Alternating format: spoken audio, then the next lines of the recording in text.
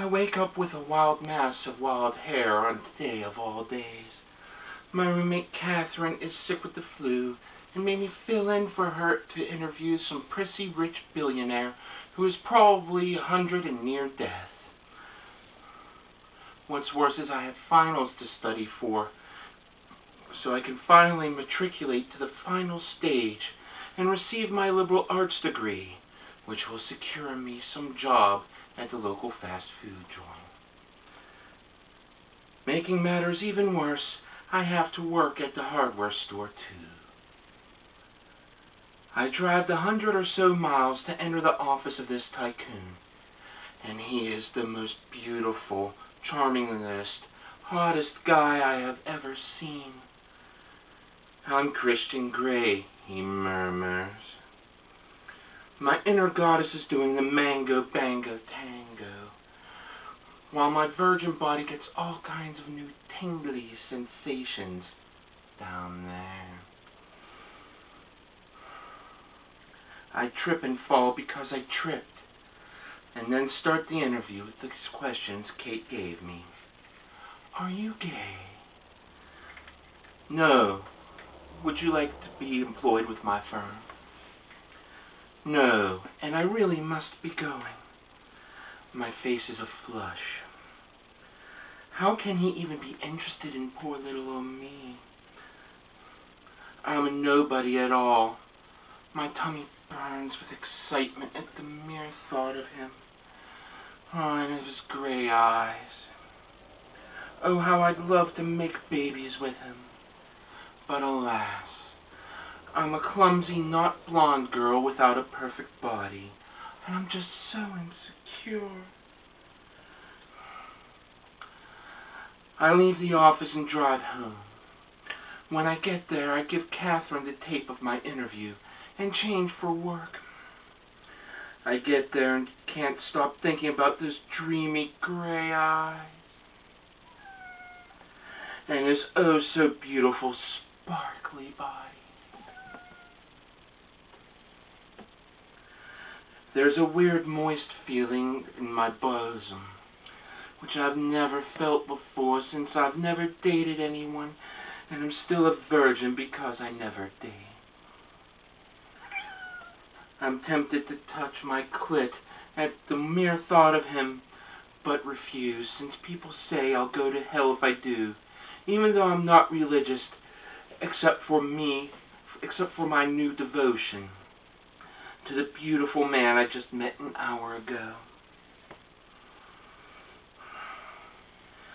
I try to get him out of my mind, but who else would be standing there in line at the counter but the fabulous Mr. Christian Grey? I begin ringing up his items, blushing. 2 lengths of rope, 3 shovels, 6 bags of lye, 2 large plastic drapings, a duster suit, a pair of goggles, a box of disposable face masks, 2 cases of industrial-strength trash bags, a portable miter saw, hatchet, pickaxe, 3 boxes of shotgun shells, and a 5-gallon gas can. Oh, will that be all? I murmur, while my subconscious points at me sardonically. Actually, I couldn't find your chainsaws and shotguns, he murmurs, gazing at me with those oh so dreamy, fantastical gray eyes, and with a naughty, kinky smirk. I walk from behind the counter and take him to his requested items. I'm just too lost in thought about this beautiful man and his totally commanding voice to know.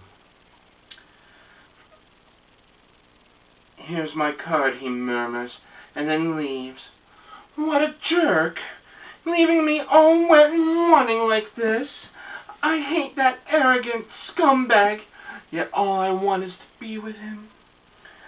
But why would he want a poor old pathetic me? I dash the thought, clock out, and go home. I see Catherine at the door, and she's all better now. I turn around and see my friend Jose. He's got dark skin and all muscles, but he's like the brother I never had, so he's permanently in the friend zone. We decide to ditch studying for finals and go out drinking at the bar. After a few beer bongs filled to the brim with margaritas, we're all trashed. And I go to the bathroom to call the fabulous Mr. Gray from the number on his card. Anastasia, he murmurs.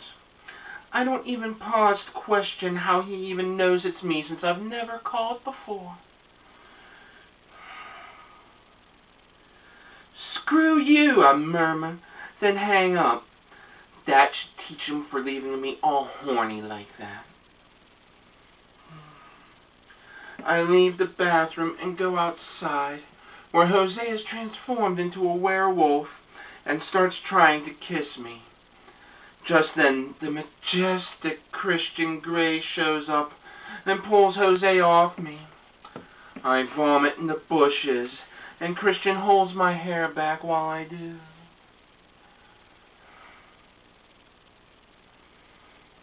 Then he whisks me off to his helicopter and flies me to his fancy motel suite. It was just the most awesome thing I've ever done, being in a helicopter, and I could spend an hour just describing how awesome it was to put my left foot, then my right foot, back on the ground again. He lets me sober up, then takes me down the elevator. As we ride down, I gaze into his marvelous gray eyes, while he puts his hands down there. I feel all kinds of new sensations down there. Ones I've never felt before, and it's just the most amazing sensation I've ever felt being in this elevator. I don't dare question why he tracked down my GPS location using my cell phone. All that matters is Christian is playing with my clit in this elevator, and I shatter into a million pieces of near-orgasmic bliss. My inner goddess is dancing the dances Maud does in Final Fantasy VI. But then my subconscious tries to tell me he's just trying to molest me, and I try to leave. Wait, I have something to show you, he murmurs. And before I know it, we're on his helicopter flying to his house. You'll probably run away screaming and never want to see me again once I show it to you, he murmurs with a smirk. When we get there, he hands me a bunch of paperwork that looks like one of those end-user agreements you get every time you download new games from the internet, which I have never used, but I've seen enough of them to know just click agree and the fun begins. So I sign his non-disclosure agreement without even looking at it. Then he takes me into his red room of pain. Holy crap! It looks like a torture chamber straight out of VeggieTales, complete with lots of whips and chains marked for display purposes only. Gulp! He then hands me another contract filled with so much legalese I just skim over it. I take this time to begin reading the contract, and there's all this stuff about what I can and can't eat. Friends and family permitted and forbidden. That I can never touch him or look into his eyes. Then there's something about safety words too, but I have no idea what those are, and it's so utterly confusing.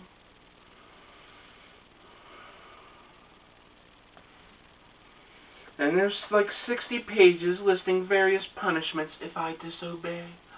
Holy crap! He then hands me another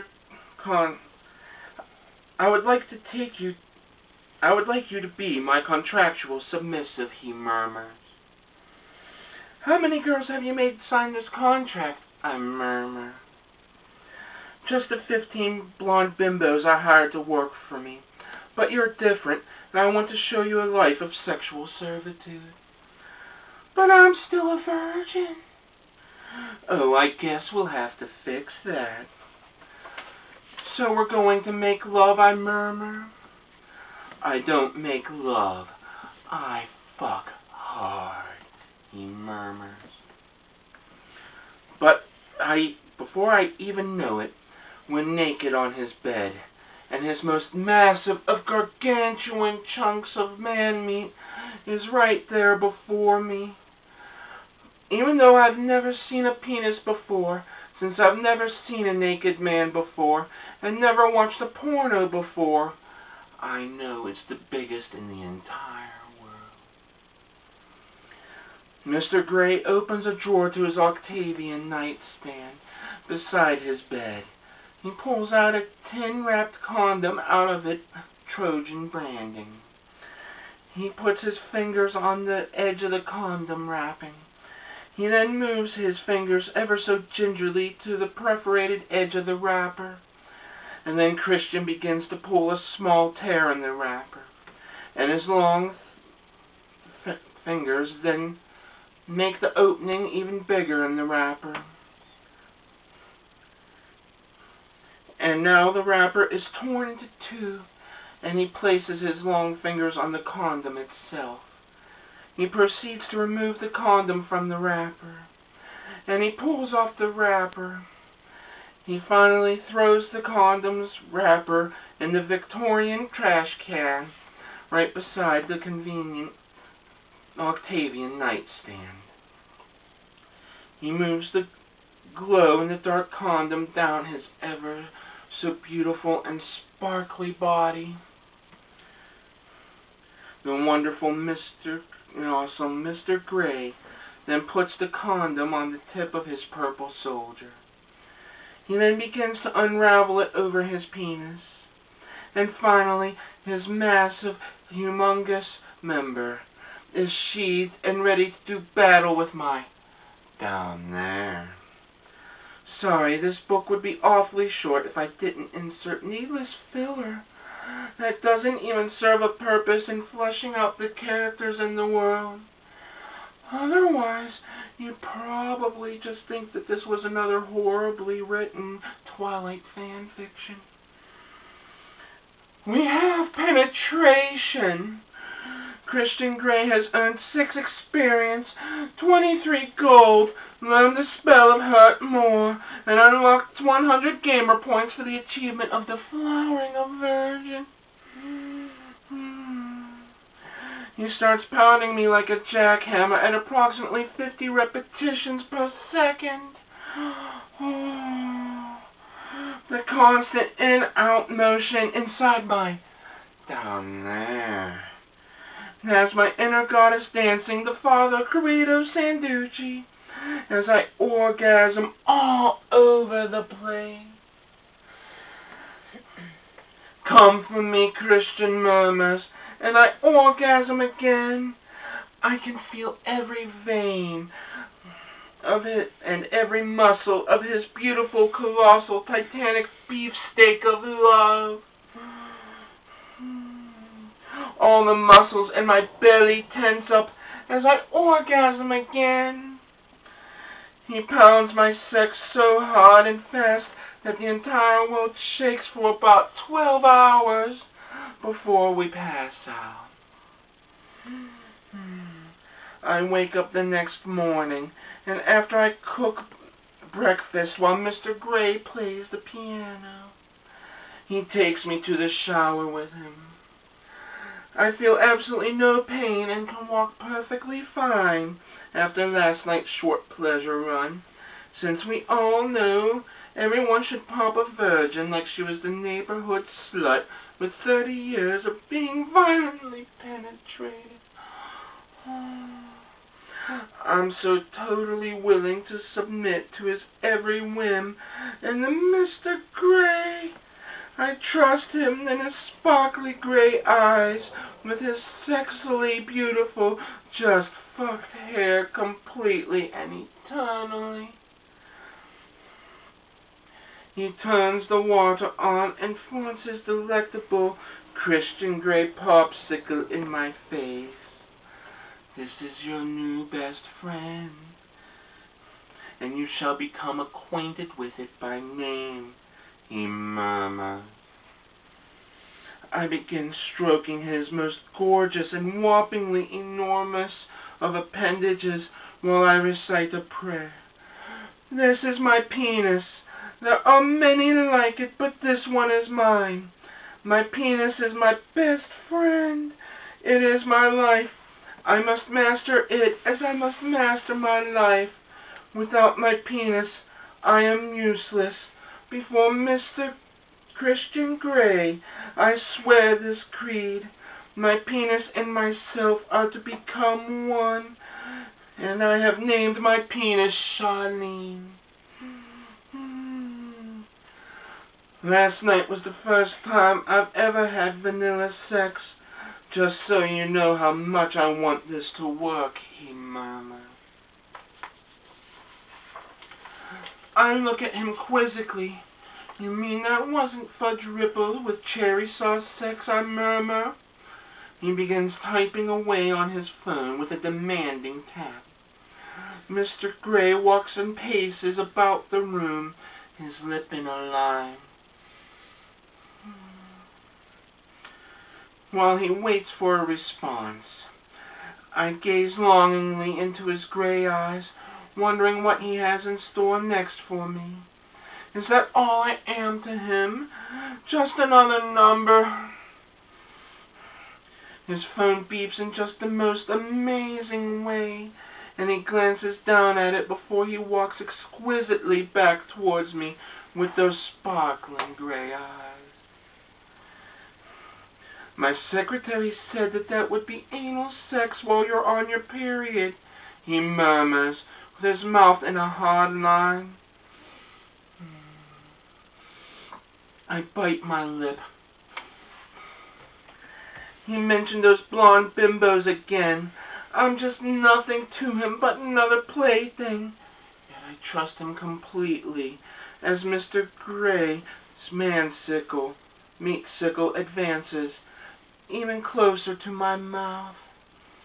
He grabs onto my just fucked hair and forces it in. I relax my throat muscles as he fits it all the way in.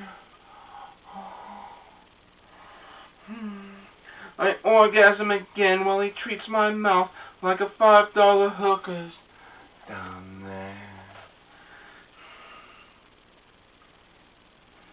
His sweet saltwater taffy glittering down my throat makes me orgasm again. The lack of oxygen to my brain, since I can't breathe, makes me orgasm yet again. Christian pulls out and looks at me with his gray eyes and just fucked hair. Come, he murmurs, and I orgasm again. Once again, I am totally his, and I will do anything for him. I know there has to be a sweet, innocent, loving man underneath his cell phone GPS tracking, banning me from seeing my friends on the weekends, dictating everything I should ever eat, sadistic, sociopathic, stalker exterior.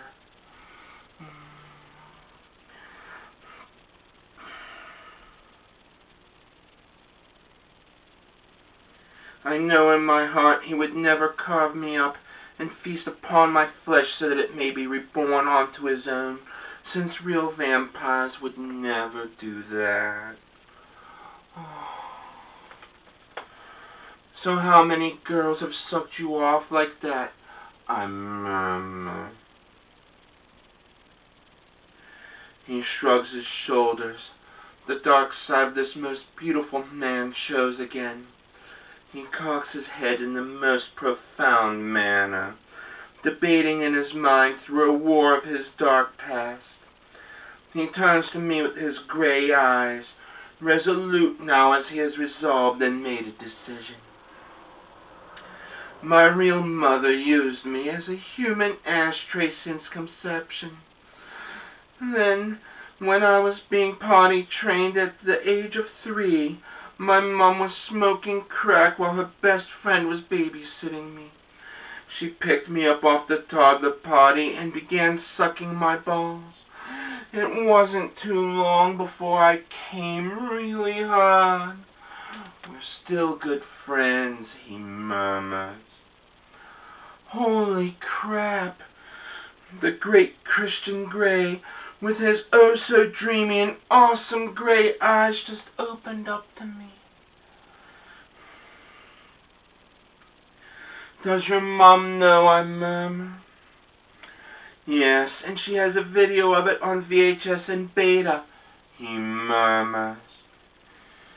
Just what is beta? I murmur, still taken aback by his admission. Is that like chocolate pie? I murmur. I'm too young to even know, he murmurs, giving a glance with his most glorious of glay eyes, that the playful Christian Grey is back. I return home with the contract in hand, ready to read it over and look up some of the confusing wording, when Kate greets me at the door. Holy crap! I totally forgot anyone else ever existed other than the most pious on high and most honorable Mr. Christian Grey.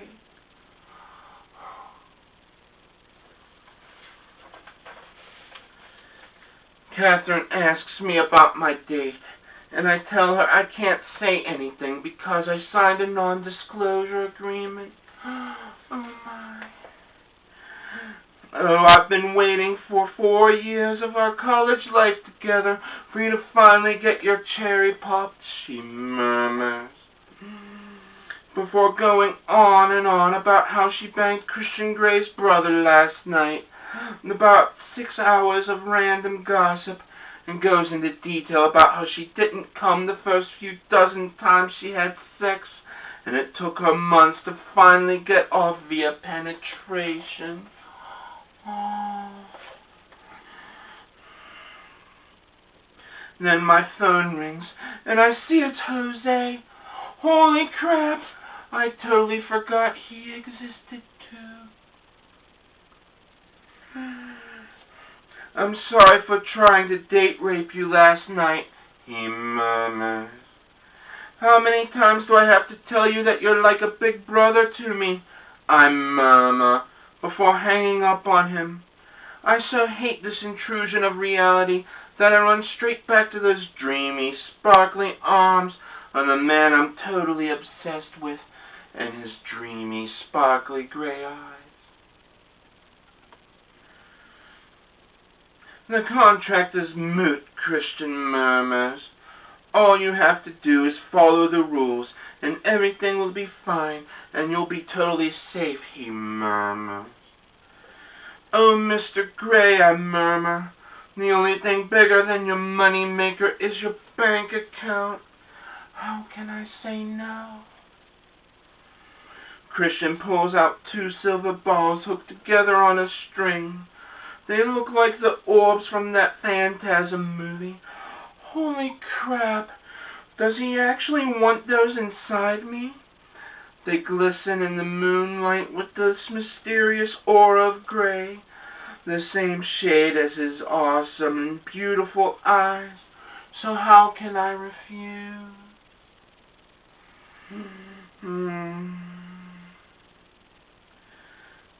I can feel my sex clench and squirm while my inner goddess dances the hokey pokey. I eagerly await the second one, but he has some trouble trying to force it past my gaping love hole. Holy crap! I forgot to remove my tampon because real vampires would never rip off a baby's head and treat its corpse like a cheap can of Coors Light, guzzling it down, desperate for a buzz. I'm having a heavy flow day I murmur, gazing deep into his gray eye. He removes the ball. Oh, this is going to be delicious, babes, he murmurs, as his canines protrude from his mouth like sparkles.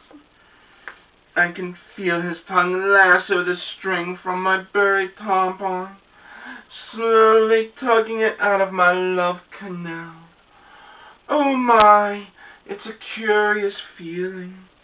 I orgasm just as he bites down on the blood-laced padding of my tampon, sucking its redness back to a clean white. I've never felt such a sensation like that down there. And it's a new sensation. This is just the most exquisite, delectable, and fascinating thing I've ever felt, only making me want to submit to the fabulous Christian Grey even more.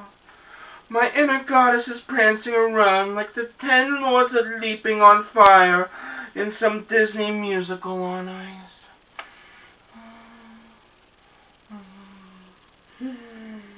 I orgasm again, although it's not a multiple orgasm since Kate told me those feel different. I recall her telling me about the time she was railroaded by the whole hockey team at her high school after a long night of drinking.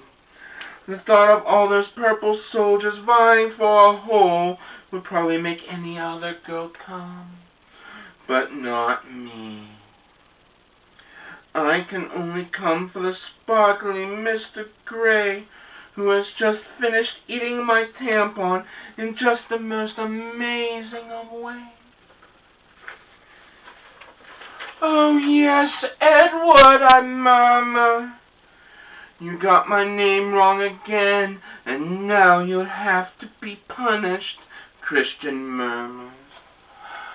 Go. He strides up to his wall, walking past the shackles, nylon rope, and military-grade hand ties to procure a plastic pair of handcuffs with a fuzzy pink lining. He puts them around my wrists, but not too tight, as he chains me to the bed. He cocks his head in the most profound manner, then walks back to the wall, past the bullwhip, cat o' nine tails, riding crop, belt, ping-pong paddle, before obtaining a pillow stuffed to the brim with 100% natural content. My subconscious is screaming, "You really got yourself into a quandary now," as this glistening, sparkling god among men, who happens to be extremely rich, grows ever nearer. Holy crap! He flips me off all fours and murmurs, "Count each time I spank you, or I'll have to start over." He brings the pillow down in a slow, leisurely pace and strikes my bottom. The pain is excruciating, and I cannot bear any more. "Please stop!" I murmur at the top of my lungs. "You're a psychotic bastard, but I love you," I murmur. The great and almighty Mr. Grey breaks down, and his mouth becomes a hard line. "But I don't want you to leave," he murmurs. But that was it. I just could not take any more pain that severe, since I was never spanked as a child, so it was just too excruciatingly. But then I hurt emotionally too. Since I just broke up with him, I go home and cry some more in my bed, since I hurt metaphysically too.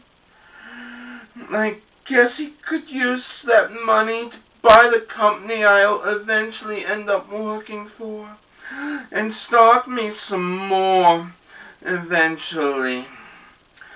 But for now, I just cry a tear for each sperm cell now slowly being digested in my bosom belly. I'll forever miss the love of my life and the whole couple weeks we knew each other, at least until he tracks my cell phone down again to ignite my inner goddess and my womanly parts down there anew.